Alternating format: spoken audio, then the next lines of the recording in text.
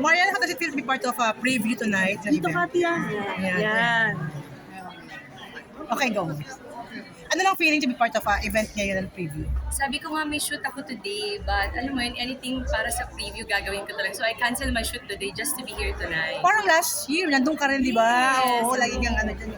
Ano inspirasyon na outfit mo this time around? Ano ba? Nasaan ba si Mel? Wala, gusto ko simple lang. Simple lang. Pero elegante pa rin. Ate yan, yung TikTok videos mo lahat pa to. Ano feeling Hindi mo? nila kasi marami pa akong ilalo. At abangan nila kung sinong nanalo sa aking pa-dance challenge na sabay-sabay. Wow. Wow. So talagang sasayaw ka with the winner. Yes. Oo. Kanina nandito si Niana and sabi niya gusto daw niya na magkaroon ng collab with you. How do you feel about that? Wow! Pero parang kailangan ko muna mag-practice kasi napakahusay ng batang yun. Hanggang arty-arty lang ako.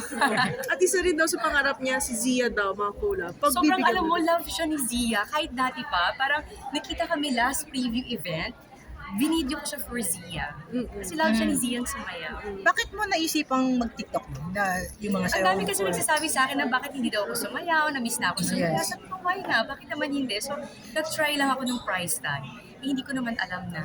Nagulat ka ba na gano'n karami yung Oo, nanood talaga? kasi ginawa ko yun, nag-enjoy lang ako eh. Parang, sige, post ko nga to, try ko lang. Sulog na ako. Kasi kinabukasan dami kong messages, dami kong tawag. Kasi ano nangyari?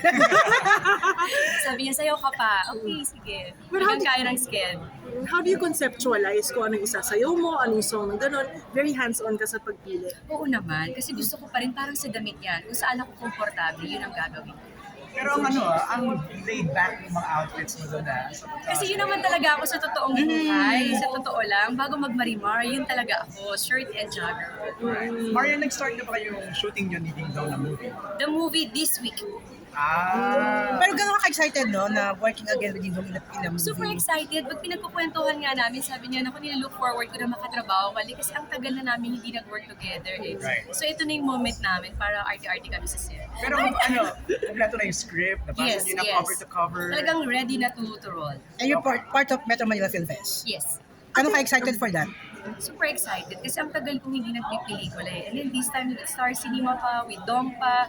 So nakaka-overwhelm yung pakiramdam na, wow, parang dream come true for me. Medyo mabigat, maganda ang mga entries ngayon ng stars ng Metro Manila Film Fest. Sharon, Ate V, malaking chance ang pumasok. Anong feeling lang, no?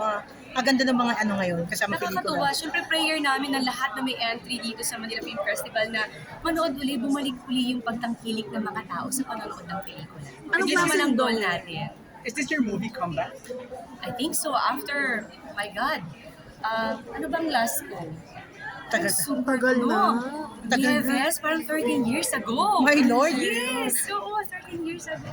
So may may konting cold feet, medyo Oo. may kaba. Oo naman, kasi yung soap nga na ginagawa ko, first day, second day, third day, nangangapa talaga ako. What more sa movie? And then the director, si Direk May, hindi ko pa siya masyadong kilala. Okay. So first time ko lahat sa shoot na yun. Pero nag-break the ice na kayo ni Direk May. Yes. Ano ba sila? Nakakatuwa kasi parang siya yung tipong director na tutulungan ka niya hanggang kaya niya. So yun ang nilook forward ko na makabanding din siya. Ang mga bagets pa dadali mo sa set? Pag medyo nakahinga na ako, kasi baka first, second day ko nangangapa ako, so mahirapan ako. So, Before pag kasi, malapit na. Maria, nabanggit mo dati parang hindi ka nagkasabi ng trabaho ni Dingdong, di ba? Paano yung mga bata kaya? Si Mama. Muna ang mag-aalaga. Pero kanina, sinundo ko, hinatid ko sa school, tapos bago ako pumunta dito. Okay. Si Dong kasi nasa The Voice. Yes. yes, Kababalik lang ba niya? Oo, kahapon. Oo. Anong trip? Bakit nag-solo travel siya with Hindi, friends? ginagawa talaga yun every year with The Voice, with the Euro Monkeys. Palagi akong ganun, gusto ko nagkakaroon siya ng me Tama time naman din niya. So, ang grabing trabaho ng asawa ko, deserve niya magbakasyon. At yan, balita namin si Zia talagang gusto niya sa mga sports, hilig niya talaga. Love talaga niya ang swimming. Actually, it's coming October, may competition ulit kami. Mas true ba? Mas busy pa daw ang schedule ni Zia kaysa daw sa'yo? Oo. Kasi parang hindi na ubusan. Gusto niya maraming ginagawa, maraming sinusubukan ng mga bagay-bagay. May swimming, may hip-hop class, may jazz, Lahat, no? may theater. As in, ang dami. May piano, may voice lesson. Parang, anak, hindi ka ba nababago? No, mama, I want to try everything. Yes. Sige, anak, support lang kami nito. Kanina niya naman na yun, yung ganong active Parang lifestyle. parehas kaming dalawa nito. Medyo pag gusto namin ng isang bagay, talagang ginagawa namin ng parang para Pero paano niya nagagawa lahat? Talaga nag-excel siya. Diba? Sa school kasi meron tinatawag na activity after school. So, ino-offer ng school yun kung ano gusto mong activities after the class. So ngayon, saan siya talaga sobrang nag-excel sa lahat ng ginagawa niya? I think swimming and gusto ko siya kumanta eh. Pag sumasayaw din siya. Ang lahat, no? Masayaw Talented din siya. kasi, oh. Pero gusto ko yung boses ng anak. Wow. Favorite niya si Adele. Ay, Wow. Mga Adele yung kinakanta niya. Okay? Thank you, Ate. Thank you, Yan. Thank you, Photo Marge. lang, please. And video.